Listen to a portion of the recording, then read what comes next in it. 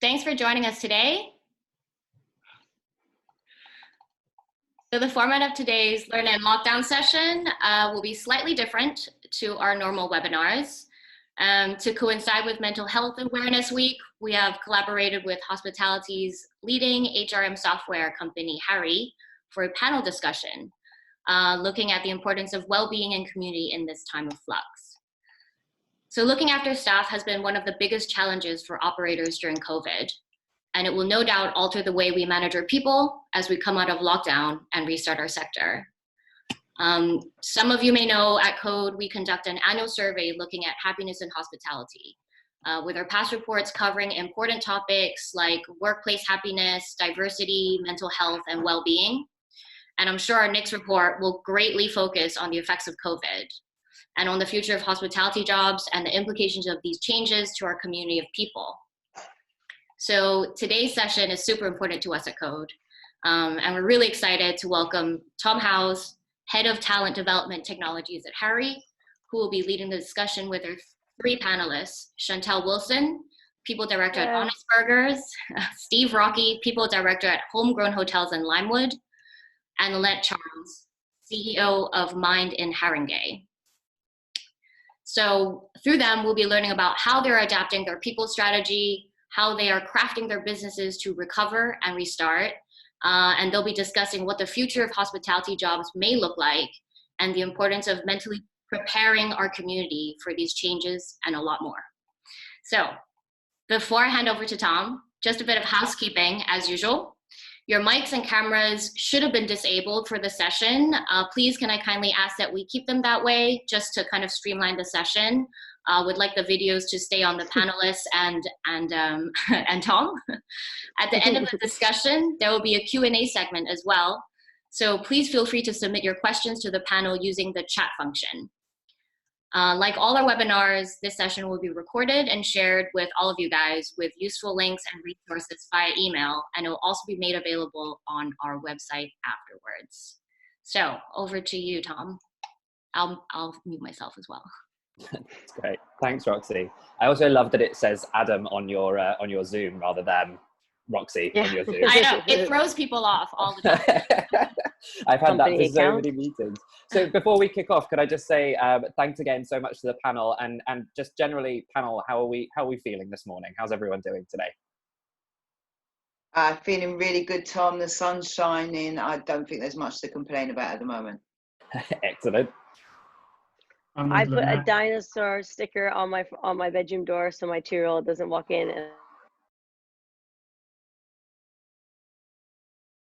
And I'm hoping any interruptions. Fingers crossed. And you, Steve, how are you feeling? Yeah, all good. Sun shining. Feels like it could be a barbecue dinner day. Excellent.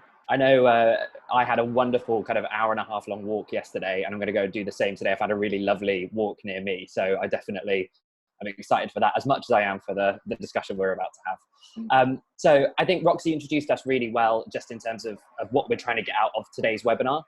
You know, kindness is one of those things that we can all do to ourselves or to others to really embrace our own mental well-being and health. And I think doing that within a community that embraces us, be that the one that we have at work, the one that we have at home, the one that we have in the place that we live, those are all great ways for us to kind of really engage with ourselves and engage with our people. And as we come back to work and businesses begin to restart, thinking about ways to utilize those two things, the kindness that we've given to each other over this period so far, and then also the communities that we've built up, is going to be key to that success. You know, and we're linking that in with kind of the mental health awareness theme this year of giving kindness. And that's kind of where we kind of come in, I suppose, and drop in.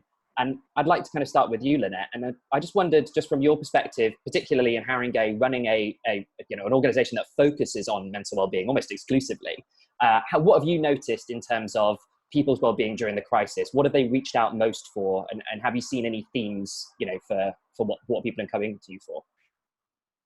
Yeah, thanks, Tom. I suppose in respect to us as an organisation, we were pretty lucky. I think we felt that there was going to be some type of lockdown. And so we got quickly prepared to take all our clients with us. So we've always been open, but we've been working remotely. And that really helped, because I think there's been stages of this. So in the initial stages, when we were all put on lockdown, a lot of the people that we worked with, they needed to understand what it looked like outside, where they could get hold of food, what would happen with their benefits, their medication, really was a big issue initially. And then there was a middle stage where people had kind of got the food and things, and they realized that this was going to be like that for a few weeks. And then we started to see much more talk about anxiety and how long would this last and the uncertainty. And we heard of people losing people through COVID-19. And I think we are now coming up to a stage where everybody starts to realize this is the norm. This is going to last for much longer than we thought. And definitely we are seeing lots more people in crisis, more people that we weren't our clients coming to us feeling hopeless, etc. So I suppose my job, hearing all of that, is how I make sure my staff can accept that, can hold that, because we're all at home. So definitely in relation to my staff, it was about trying to create a framework initially that would support them in doing that work and then reinforcing that. So we're meeting regularly. And we finished our day earlier, actually. I decided that straight away. The day would finish earlier because I wanted them to use the last part of the day to look after their well-being.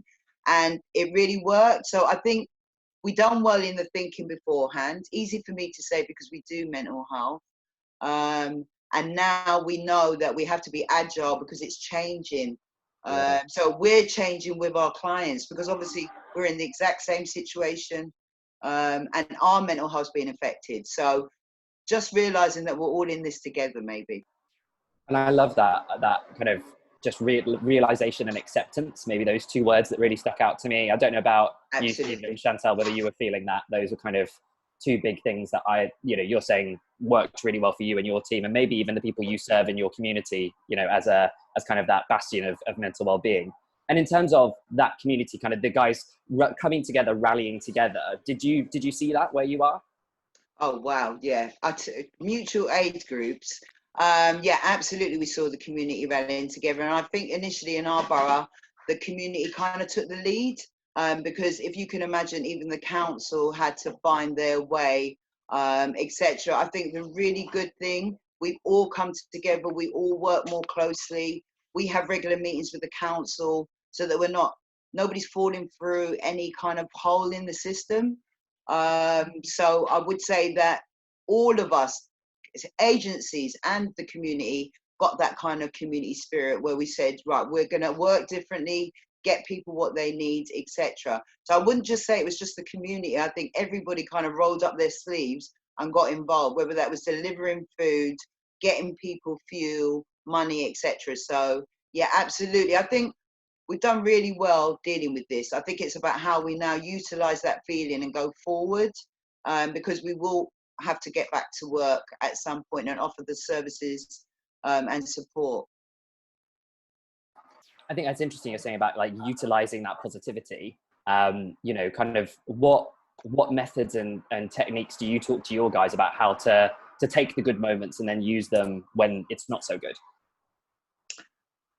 Yeah, I suppose that two things. They reach out to each other, so they have virtual coffee breaks. I keep saying to my staff, however your approach was when you were at work, try and recreate that when you're working at home. So if you're quite social and you go around in the morning, greeting everybody before you settle into work, try and do that. So that's really helped them try and think, okay, I have to do my work, but I have to also look after myself in that. And I suppose for our clients, we are now thinking about what we need to offer to help them get through this next stage. So what we're offering at the moment needs to be more.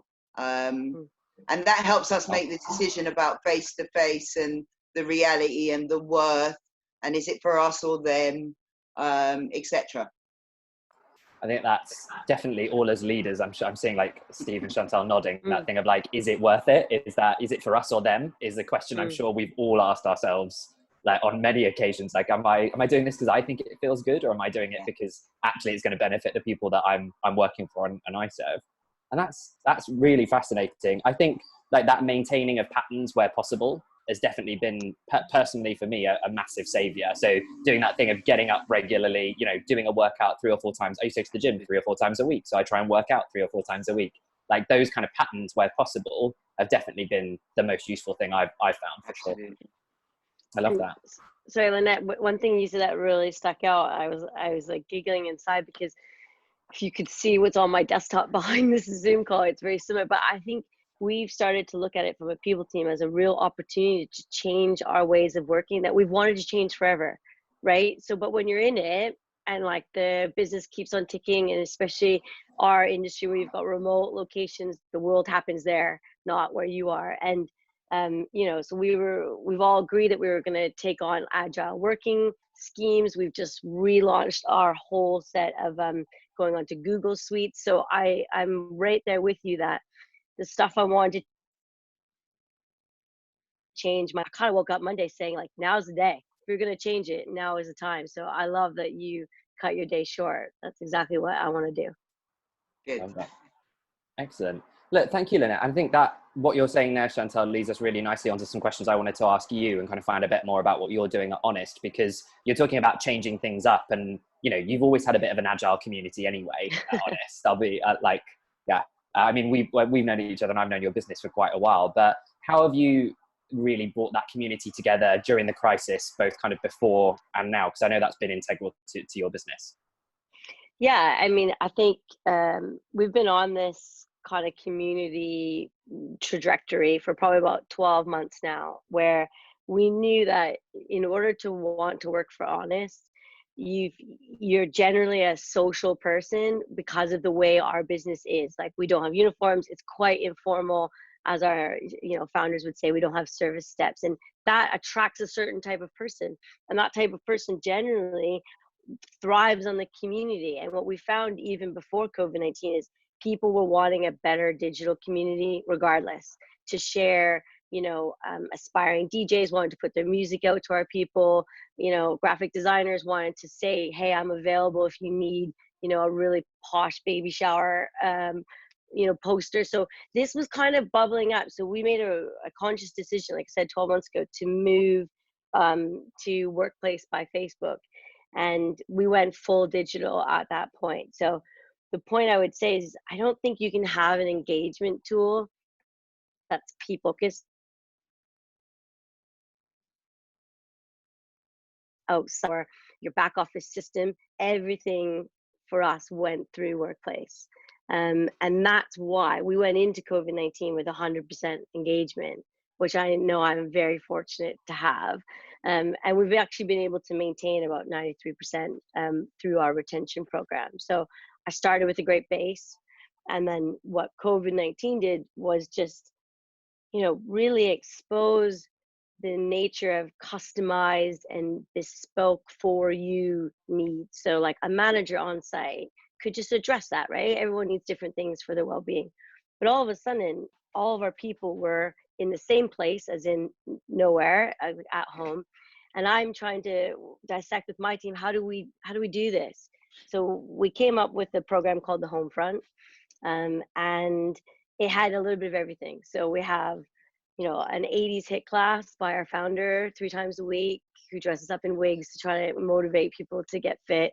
But we also have other, like, total opposite, where we've got a nutritionist that works for us, who's a part-time waitress, and she just went online and goes live to our company saying, this is how you can eat well while feeling like you're enclosed in a box. So I just think the platform, in combination with a really loose framework, so it wasn't a HR led, we're going to do all of these things. It was just a very much like a little speckle here and there, giving people the opportunity to dip in and dip out. And what came out of that, like completely ground up, was this thing called Honest Conversations, which was different members of the team who would just log on with a facilitator from the people team and just talk. And that was their need. They said, I just need someone to talk to. I live by myself. I just want to talk. And Honest Conversations just had a good groove. And I say, it was good, bad, and ugly. Some days I'd listen, I'd be like, this is awesome. Like, our people are motivated. And other days I'd be like, oh my God, I feel like I need to drive to this person's house and give them a hug. And it was what you said, Lynette, like, that's what they needed. They needed a platform to talk, and I needed to manage myself. Like, but those things come up when you're trying to do this type of program. So those were the key for us on trying to keep our community alive and be flexible for just the different needs of everyone. I think it's really nice. You're kind of two things which I've always stood by, which is that where possible, organic change is always best. Like letting your people lead it, doing it the way that feels best for them. And I think it's so nice to hear that, something I've held really dear, and it's so nice to hear it proved like in your business for sure. And I think the second thing is that, you know, just letting the people do what they do best, you know, what you hired them for and who they are, is really exciting and interesting. And having that part of your DNA, like you said, super lucky, but a really interesting perspective for any other business. I just wanted to loop in Lynette, just in terms of your thoughts on that honest conversations piece, you know, especially it being Mental Wellbeing Week, opening up about the good and the bad, you know, would you consider that great kind of mental wellbeing practice for businesses to take on? Yeah, definitely. I was going to borrow the idea, Chantal. I mean, we have morning huddles, afternoon huddles. We have a weekly, we call it a wind down. Now that's led by the staff on a Friday afternoon. We used to do it when we were at the base. We're still carrying it on now. We're remotely, and they can use that for whatever they want. And I think, like you're saying, Chantal, it's okay when staff are not happy. It's okay when all of us are not happy, because we might have a good day tomorrow, and it's about how we all get through the unhappy. So I love the idea of honest conversations. I think that's a really nice way of providing peer support across a business, and we don't always have to have the answers, because we're all in this. So I really like that idea. Yeah, I love that. And just thinking about that, Chantal, so you're having great conversations, you had a platform that kind of already worked for you, and now you've started, you know, kind of one of the themes of this talk is restart. You know, you've already pressed that button, you've pressed the go on your new electric car. You know, kind of what's that looking like for you so far? Yeah, I mean, you know, we've gone through this whole process, just, you know, remembering that we're all human. So like our exact conversations are, you know, what's your gut say? What's your hand on heart say? Because you can't make decisions in COVID-19 without really analyzing feel more than ever, because it can be technically right and it could fall flat on its ass, frankly, if it doesn't feel right, because we're hyper aware of how we're feeling. I think you're in four walls that you've seen the same color for a long time. So for us, we've got 22 sites that are now open. We took a decision to take it on 100% volunteer basis, which commercially is at odds to how many sites can we open. And the answer is we probably could have opened them all.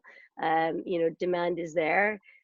But what felt right was to give our people the option, because I know when I watch the news, you know, as a partner, as a stepmom, I'm confused. I'm not sure. I'm still feeling my way through this. And to think that my people aren't thinking that, I think that's where let's not be naive. Let's know that we're all human. And so we have a good platform. And like, I'll do a shameless plug for the bot platform here, which is an automated messaging system, which has been a lifesaver for us. It's essentially meant that there's been a people person in each individual's home throughout this crisis. It's been invaluable. So how we asked people if they wanted to come back is we did through our automated bot platform is ask them specifically. So the messages said like, Tom, how are you feeling? Do you want to come back, Tom? And that little bit of customization, personally, I think makes a big difference to a blanket email or like trying to get through cascades in the middle of furlough. Like, I know some of you will be in that pain, but for us, you know, using this platform means we went right to everyone. It was customizable. If you clicked yes, I want to come back to work, you were then put in a pool of people. And then actually from there, we asked, why do you want to come back? And we filtered out to make sure no one was coming back to work for money. And actually, if anyone clicked that I want to come back for money, we actually launched Wage Stream the next day and gave them the opportunity to access furlough 3 weeks early for their full funds. So the strategy was in depth to go, if you want to come back, we want people to come back because it's truly what's right for them. So of everyone we have back, 25% have said it's for their mental health. And that makes me sleep at night. I can go, you know what? Everyone's making their own choice. that feels right for them. And I know I need work, and I think the people I have back are similar. So if anyone didn't want to come back, they're at home and they're still being paid, and they're doing what's right for them. So. And I think that's so interesting, because I know was it the YouGov and CIPD results of their survey recently about people going back to work was published, I think, late last week. And they were saying in London specifically, because I know the majority of your restaurants are here, is that, 51%, around 51% of people in London are quite anxious about not coming back to work, but the travel to work. Yeah. And it's really interesting to hear kind of, you're seeing a little bit of the flip side of that actually, people really just want to come back to work because they want those things to do. They want to be engaged and feel, mentally fulfilled. Yeah, and I think it's about, understanding where your duty of care lies as an employer. So for example, I'm sure loads of people on this call have said that, like when you're doing talent discussions, you're like, if I could just move everyone, if I could just start my business and move them all to the location that would be perfect for them. It's kind of what COVID-19 has done. So we did this thing called a burger heat map, where actually someone on my team named Dub went into Google jail for like 2 days, which is a thing. You can get locked out of Google because you have too many transactions happening. But we put a map for every restaurant, who is beside them, as in like walking distance, longitude, latitude, scooter, bike, electric. We did everything. And so everyone that's coming to work is within a 35-minute time frame for walking or scooting.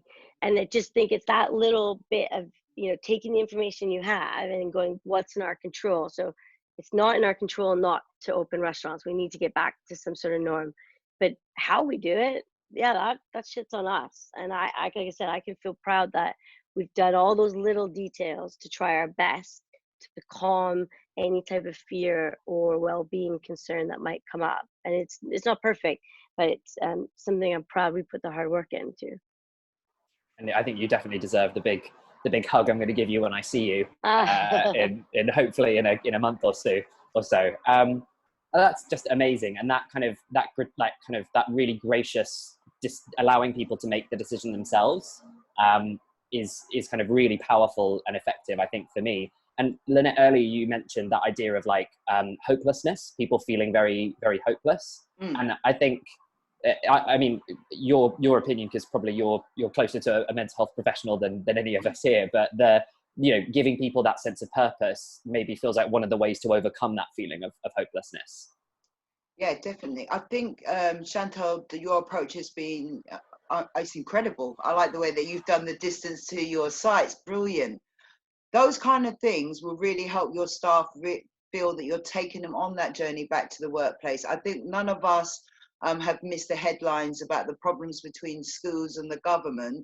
And that is because if you force people back into a situation that each and every one of us is worried about, you will absolutely get resistance. If you take your staff on that journey, so I think we're slightly behind you, Chantal. We are now having those conversations with all staff because we recognize where some of our staff live, they need to come back to work just to get a break from their environment.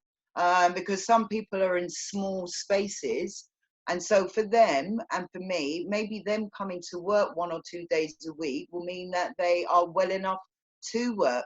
So we're looking at all of those things to ensure that we are all able to work.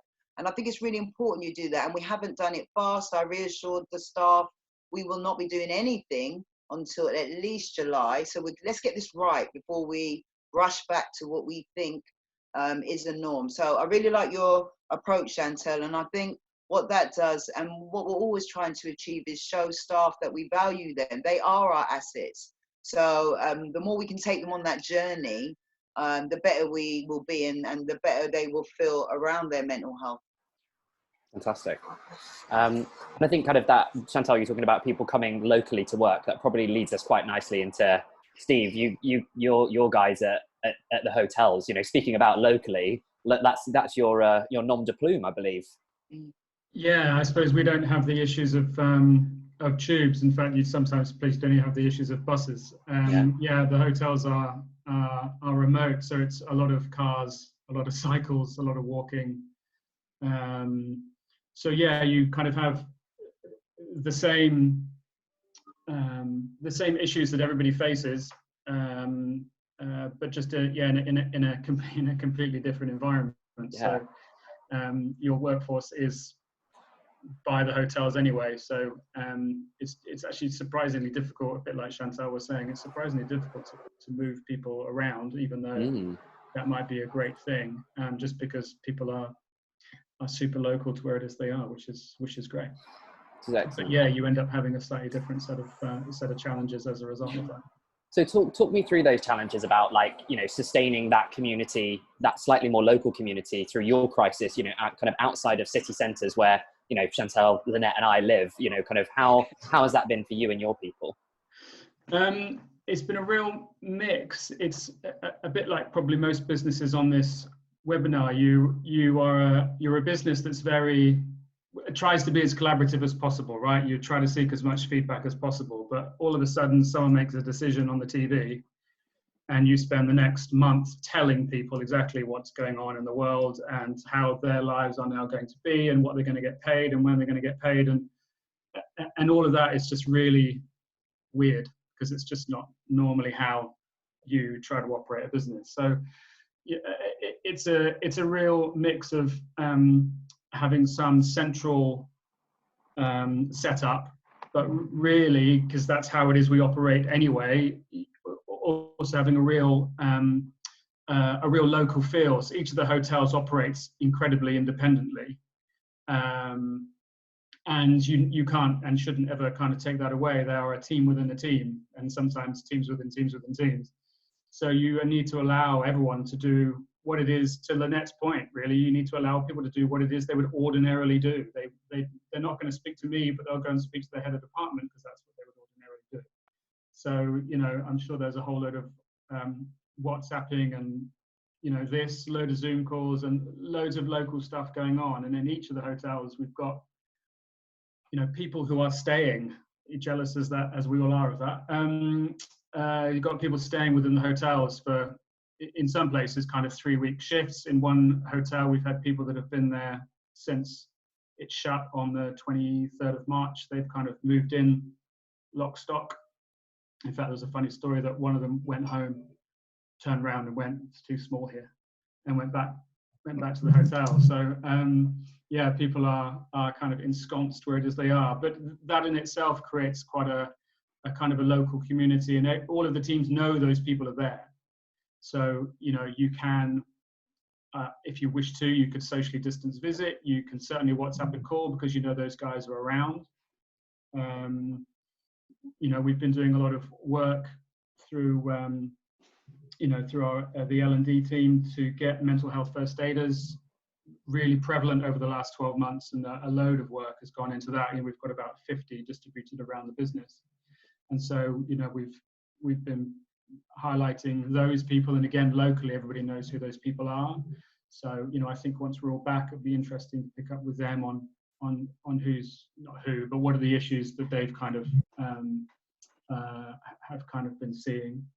So yeah, it's about keeping things as local as possible and allowing people to do what it is they would ordinarily do. And at the same time, if you're based in a hotel, you've got you've got stuff to do. All of the hotels have got kitchen gardens. So at the moment, in this beautiful sunshine, the gardens are going nuts.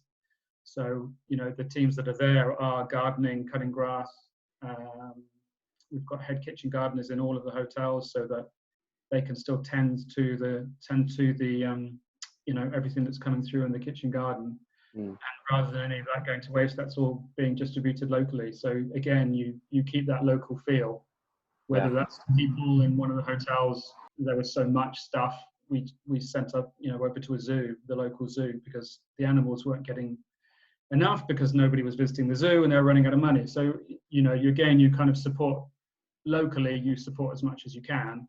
None of those ideas would ever have come out of a central, an idiot like me sitting here. That would have all just been done locally. So you've kind of got to try and find that balance between setting up a platform for information to go out, but at the same time just letting people do what it is they would ordinarily do, which is kind of finding their way and being local.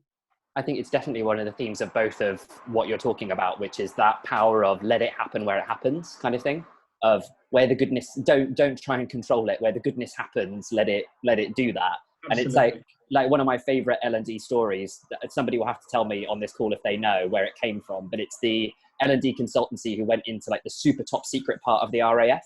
And they were kind of trying to figure out how they could get them to communicate and collaborate with each other a little better. And as they started to interview people and talk to them, they found out that actually most of these super top secret, top clearance people were using WhatsApp to discuss mechanics of these like hyper secret planes with each other.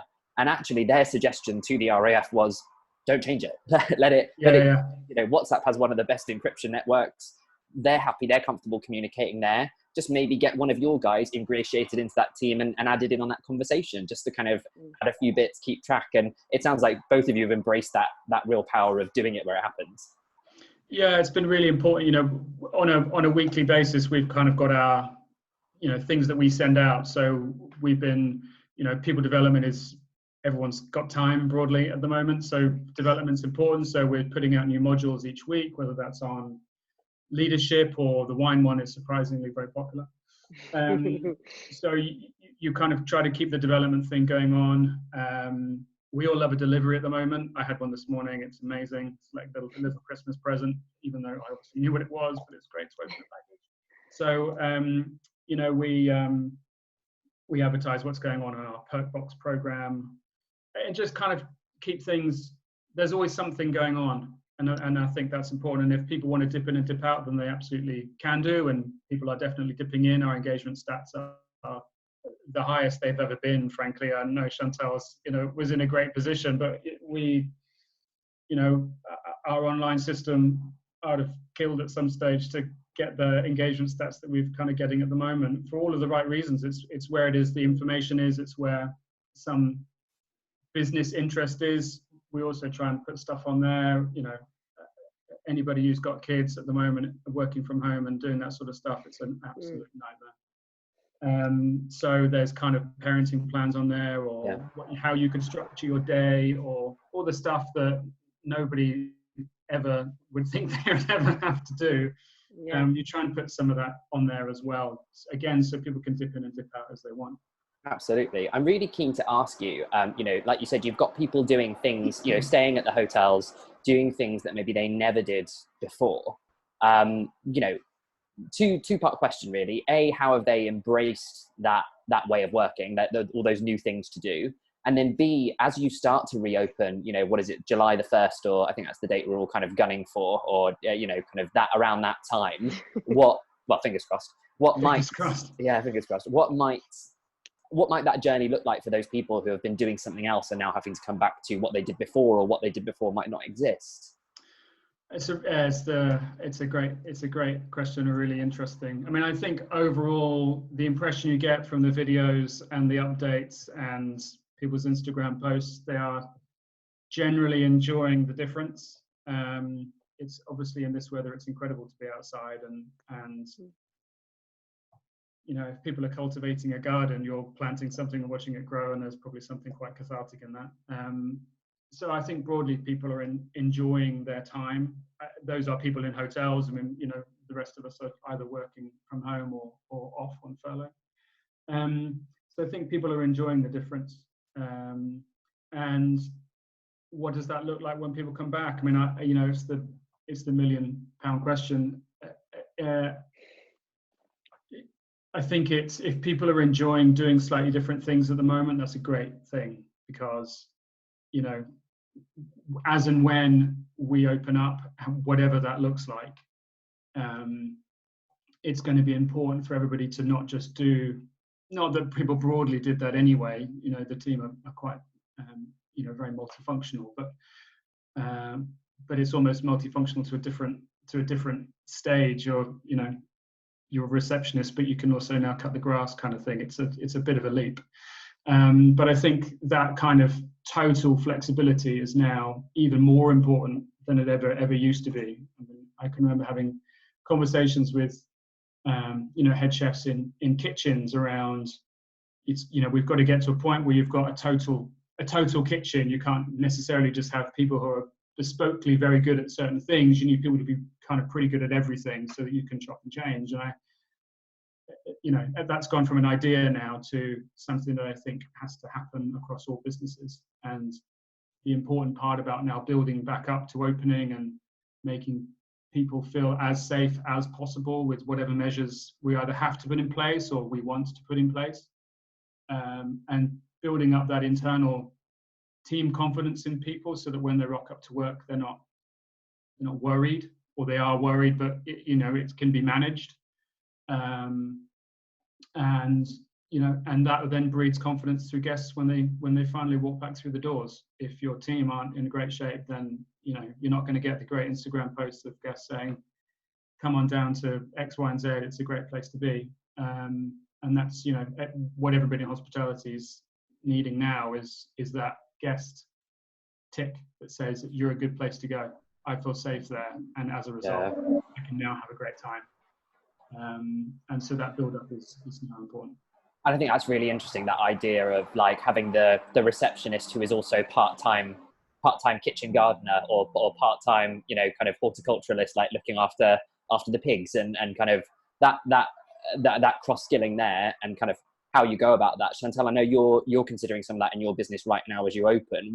What's going on at Honest in terms of that cross-skilling, to get people back into work, now you've given them the opportunity? Yeah, I mean, like there's a reality that we have to also start to give to our people, which is, shit's changed. Like, I got no other nicer way to say it than shit's changed. And I don't know the future. It could be, what argument, our customers are of a certain demographic, they're likely going to come back in droves. One possibility. The second possibility is the government might not let that happen. Or maybe there's a lot more fear underneath people's planning to come to restaurants, because it's a different feel looking at face masks and visors and plexiglass. Like, I've been in restaurants my whole career, and you love it because of how it feels. So I can't picture that world yet. And so what we're telling our people is the world we do know that's coming is just going to be different. So how do you get prepared for that? So we're doing a program called Back to Brixton, and our founders, there was no front of house, back of house. They all did everything. They peeled potatoes, they queue managed, they did PDQs, they put stock away. And, Tom and Phil and our leadership consultant, Tash, have put together this program to upskill people while they're on furlough. And it's like some online, some face-to-face, obviously safely. But it's giving people, I think this is the gear shift that we're in anyway, because when we're all in furlough, it made sense to do wellness and fitness together. We were in it together, and now we're not in it together. Half of us are working, half aren't working. So how do we combine to get this new community feel? And for us, we're doing this all on self-development and growth. So if out of furlough, you want to become a coder and no longer work for us, we're going to try our best to help you do that. Because when do you have 6 months to not have to work? Like, what an amazing opportunity. So we're trying our best to figure out how we switch this mindset gear. And I said it earlier on our prep call, but I'm watching The Last Dance on Netflix. My new obsession of like my personal self-development is I need to be a part of the Chicago Bulls. And I think that's a part of our gift, our shift is, we were on lockdown, we were in hibernation. Our whole industry did that. We had to. You know what? Like, we're back on the offense. What can we do differently? How can we embrace this? And how can we use this time? So back to Brixton, we asked our people who wants to potentially become a chef. We all know back of house has been bleeding for people for years. That's not going away. And we had 280 people say, cool, I'll give it a shot. And I love that. That's exactly the mindset for me that I can help instill to get our people ready for the world we just don't know. So yeah, we're all about self-learning right now at Honest Burgers. I think it's really interesting. I kind of want to put the really tough question to you, Lynette, just in terms of, people come back, they've been doing this job for years. I've been a waiter, waitress, server in a restaurant for 10 years. I do see myself in that career for a long time. And I come back to Honest Burgers or to the Pig, and I'm told, actually, we need you to do a very different job from the job that you've been. Kind of, what do you see the potential risks being of delivering that message to someone, how they might feel, and then maybe some kind of best ways about kind of delivering that message with people might be? I mean, a good thing that we just heard from Chantal and Steve, they're definitely on the right path. I love the way, Steve, that you already made an investment and a message to your staff prior to all of this, when you got mental health first aiders in your business, that says something big about an organization or a company. So I think you're going to find it really good to utilize those people to reassure staff as they get back to work. And I think, Chantal, as well, the way that you've been able to involve the staff, find out what they would like to do, bring them along with you. It is uncertain, but we're all in this together, and we're all going to find out where we need to land. If we can all do that, that will reassure the people that work for us that we're also in the same situation, but we're all going to get there. We're not going to leave anybody behind, etc. I think that's a really good message, because we all know that we can't guarantee, based on our strategy in the country, what it is going to be and what the risks we are all actually taking. But as long as I think, Chantal, you mentioned the word previously about being human and making sure people realize, although we're the leaders, we also feel exactly like them, but we will be honest, transparent about what we're thinking and where we're going. And I think as long as we take each other on that journey, then we will get back to some kind of new norm, which might actually be even more exciting, because we might be offering things in different ways and utilizing our staff in different ways. I mean, there's something to be said that there's a lot of people actually at work. I know this because I deliver mental health first aid training. They're actually really unhappy at work. And what these last couple of months have been able to do is to get those people to really look at their lives, really make a decision about whether they really want to carry on in that way. And I think as long as we can have look after our staff and have other positions, then those people can make changes. So I think scary times and also exciting times, but it's the way that we all manage that and see it for what it is. And I'm very interested in this program, Chantal, so I'm going to have to now watch it to see if I also leave thinking that I want to be part of the Chicago force. It's so good, so good. Amazing. And I think, like you're saying, Chantal, there's just kind of the flip side of everything you're saying. It could go either way for any of our businesses, and being really comfortable with that uncertainty, you know, kind of like you say, you might have that loyal base of customers, the kind of slightly more trendy millennial age crowd who are happy to go back out to eat because they love an honest burger. I mean, I know I do. I ordered from Canary Wharf when it opened the other day. So like, you're welcome. I'm good to go. But like, and it might be the same for you, Steve. We might be like the year of the staycation this year. You know, like nobody ain't going nowhere. Like the staycation is the next 12 to 18, maybe 2 years for sure. Yeah. Well, so I mean, personally, I can't wait to have an honest hamburger as well, to be fair. So I think that could go either way for our businesses, but then also, like you're saying, Lynette, doing the right things to prepare our employees in case that isn't the way things go. Be that through support through kind of a mental first aid scheme or wellbeing scheme, or, you know, kind of what you're doing, Chantal, with kind of your, you know, kind of with everything that you're doing, all of the little bits and pieces that you've done. I think it's really nice to see that we're supporting our businesses in different ways, but using those key tenets that I kind of introduced at the start of today, which is like leading with real kindness, you know, thinking you know, you've all spoken to pieces about really taking in what your employees think and feel and how they are as individuals and letting them do their thing. But then also really embracing their either local communities in the hotels, in the restaurants, you know, in where they live right now and online, has kind of been really fascinating to hear. For me, definitely. I've taken a bunch of notes today, and I'm sure loads of other people have on the call. And I know kind of we've got a couple of questions that I just want to kind of come in from the audience that I want to put to everyone here, if that's okay. I think the first one just talks a little bit to Chantal, your point. Just when you went about creating Homefront, you know, how long did that take you to implement? And before you implemented it, did you kind of survey staff to figure out what they wanted, or did you just go with your gut? I'm laughing. So I've got a really big window right here. And so it was actually, I was just writing on the window. I went a bit like, I think I had like a moment where I was like, I need to do something. So it actually came from our staff in the sense that the last 10 days before we officially shut, and I think a lot of us shut around the same time, which was the 23rd.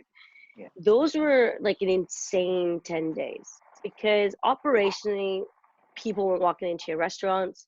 People were told not to go to restaurants, but we were allowed to stay open. It was awkward. It was an awkward time. I think it was an awkward time for leaders and anyone in your business.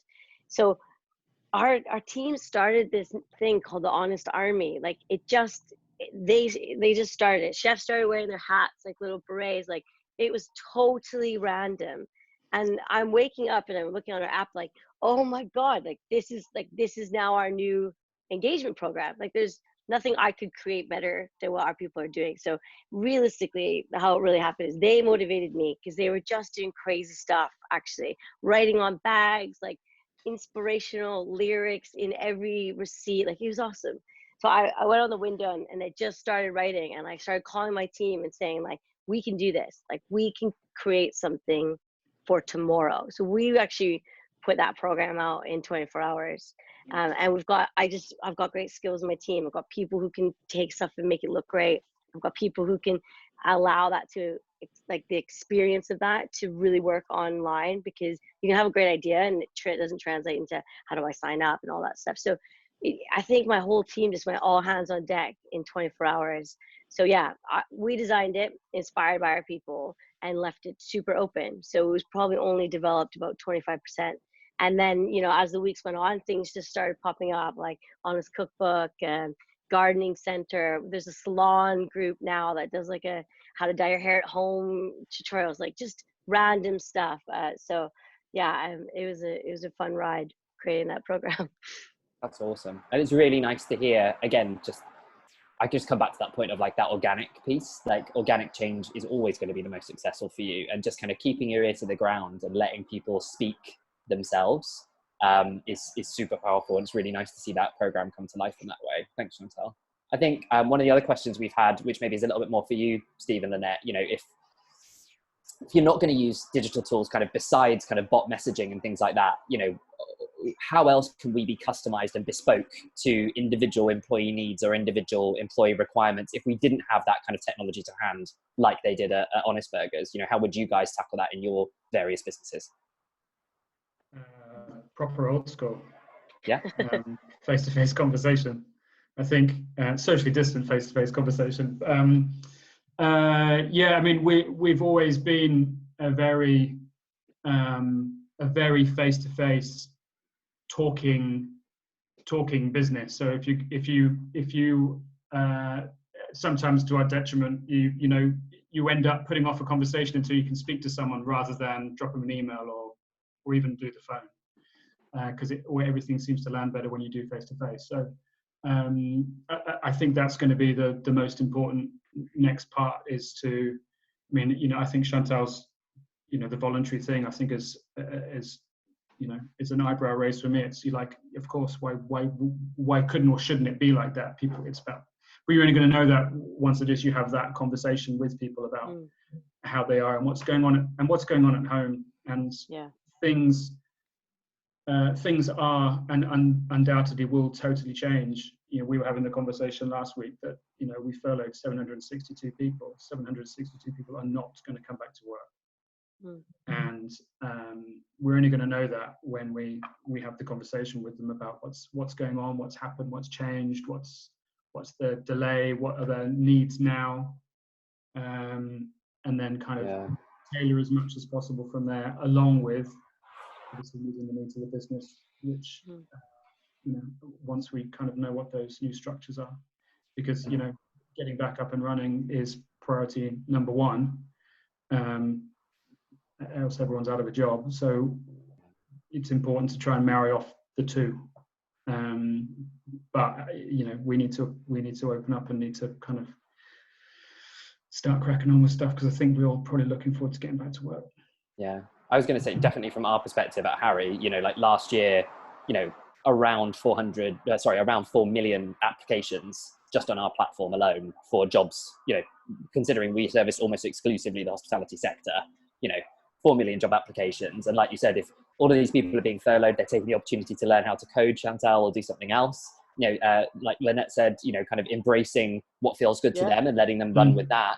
I think it'd be really interesting from our perspective, I think as a tech provider, to see how that changes and how we can try and support you, and looking at some of our other stats, 18,000 interviews booked through the platform, kind of how that translates as well. Are we going to see as high a number of applicants, but a lower number of interviews because we have less positions to offer because our businesses are different? It'll be really interesting for us to track that. kind of leads me into just that secondary question a little bit around, well, it just leads me to a question that has come in from someone. I've written it down as something to say, is that, isn't this almost the perfect opportunity for us to rebrand hospitality as kind of that career where you can do, you've got this opportunity to learn all these fantastic skills and kind of reskilling, cross-skilling people, and putting that out to the market and seeing kind of where that gets us. You know, what do you guys think about that? I think if it's absolutely, I think it's now's the time. I mean, it never needed a time anyway, but I think everyone was just busy running their businesses. But absolutely, I mean, I think you look around about what's going on, who's still around, who's still doing whatever it is they're still doing. Hospitality still absolutely features.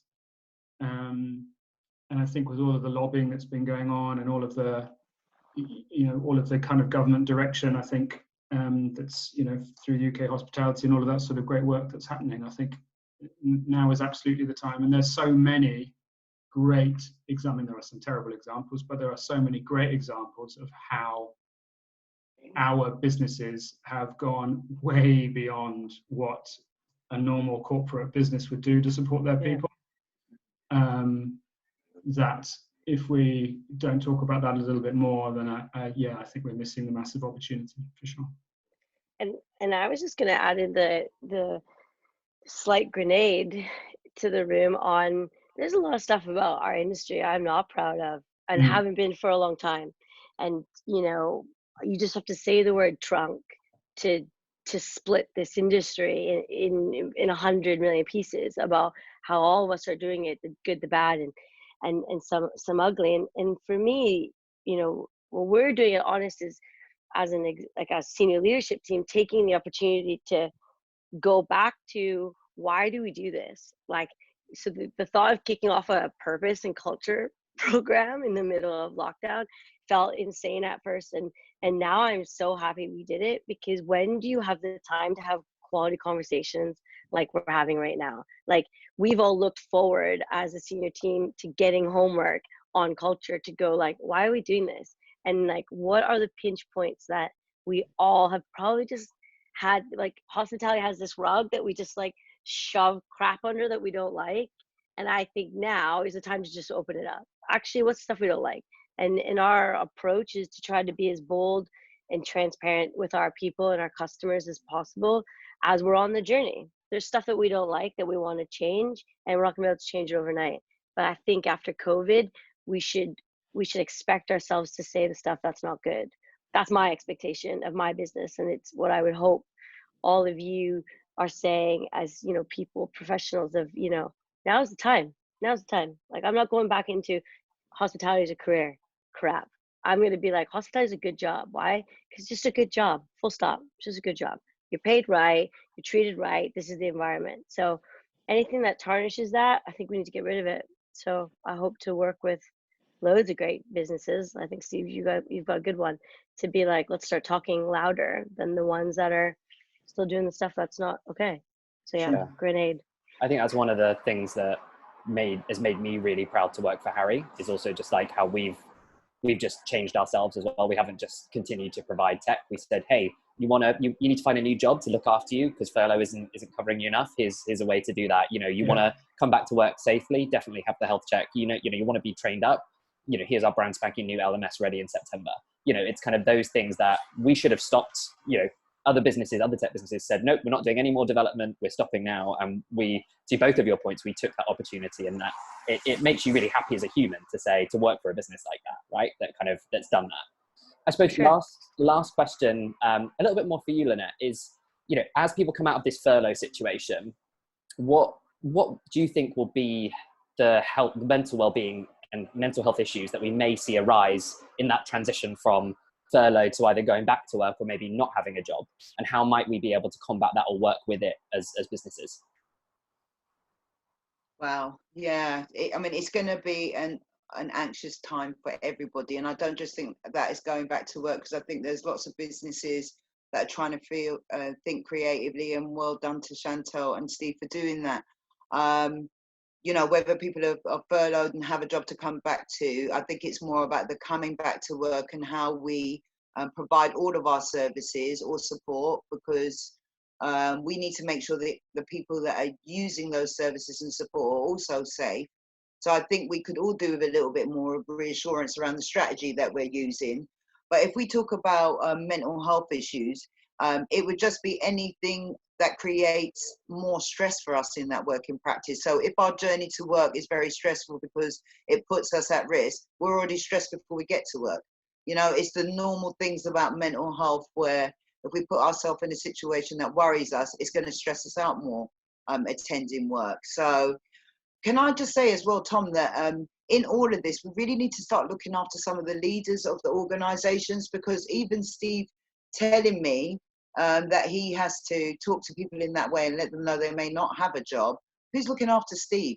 I mean, we're talking about kindness in relation to mental health, but we need to look after each other, because I know if I had to get rid of some of my staff, that's definitely wasn't in my strategy. It's not in my culture to get rid of staff. So I know that there are businesses who are being faced with things that were never in their trajectory. That wasn't even in their plan to have to say goodbye to some of their staff, and how we've been kind to them and how we're looking after those people as well. So I think getting together like this is a really excellent idea, because Chantal's given me ideas about mental health and well-being, etc. So the more we can support each other as well, because sometimes we forget that, as if just because we're the leaders we've got this, and we might not have on this occasion. Yeah, great shout. Totally agree with you. Like, I've been saying the same thing to my senior team, like, you know, don't work Friday afternoons. Why? Because this is a marathon and you're sprinting, like you're gonna burn. And I think the one thing that I think is for me to solve and to try to really think about it is we've been sprinting, and like you sprinting for 4 weeks, you're like, okay, I can do it. 6 is like we're now into like getting to 10 weeks, and like I know I'm tired. So I said to my team, like, I'm going off next week, and like it's mad, we're opening restaurants, but I need to just chill out. And I think it's a really good point. I feel very lucky. I've got a great CEO that does that. But I think I missed it anyway, probably 3 weeks ago. So perfect shout out. Yeah. And you always know, Chantal and Steve, you can always give me a call. You've got my phone number, so I'm always here to listen. It's like a Zoom cuddle. Thank you. A big hug. Lovely. Well, look, I wanted to say thank you, Steve. Thank you, Chantal. Thank you so much, Lynette. I think you've all added really unique value to today's conversation. Surrounding that kindness we give each other and ourselves, and the communities we've built in our business. I think for me, the kind of 3 big takeaways that have probably come out of today was, one, honesty with ourselves about our current and previous practices, and honesty with our people going forward.